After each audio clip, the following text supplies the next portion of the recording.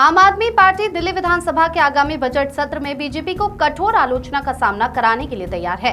Party का कहना है कि बीजेपी ने दिल्ली की महिलाओं को प्रति माह 2,500 रुपए और होली के अवसर पर मुफ्त एलपीजी सिलेंडर देने का जो वादा किया था उसे अब तक पूरा नहीं किया गया है, जिसके खिलाफ आप विरोध प्रदर्शन करेगी। आपने ये आरोप लगाया है कि 2,500 रुपए देने की योजना को लागू करने के बजाय बीजेपी की दिल्ली सरकार ने अपनी सुविधाओं के अनुसार एक 3 सदस्यीय समिति का गठन किया है, जो इस योजना को अनिश्चित काल के लिए ठंडे बस्ते में डालने की स्पष्ट मंशा दर्शाता है। इससे यह स्पष्ट हो गया है कि बीजेपी का इस वादे को पूरा करने का कोई वास्तविक इरादा नहीं था।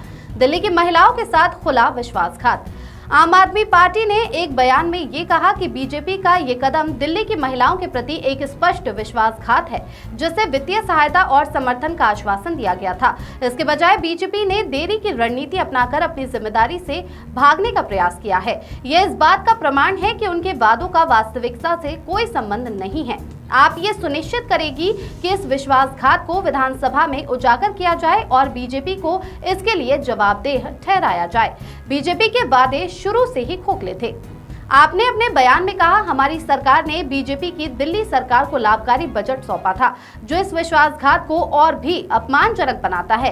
वित्तीय रूप से मजबूत अर्थव्यवस्था के बावजूद बीजेपी अब तक दिल्ली की जनता को कोई लाभ नहीं दे पाई है। जब दिल्ली का बजट लाभ में है तो महिलाओं को उनकी उचित वित्तीय सहायता से क्यों वंचित रखा जा रहा है?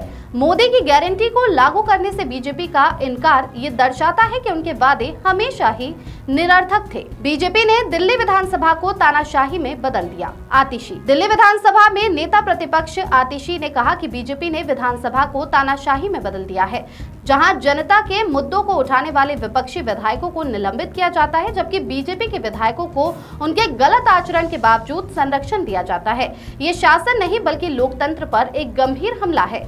जिन बीजेपी ने मोदी की गारंटी का वादा किया है, उसने आपसे मुनाफे का बजट मिलने के बावजूद दिल्ली की महिलाओं को वित्तीय सहायता से वंचित कर विश्वासघात किया है।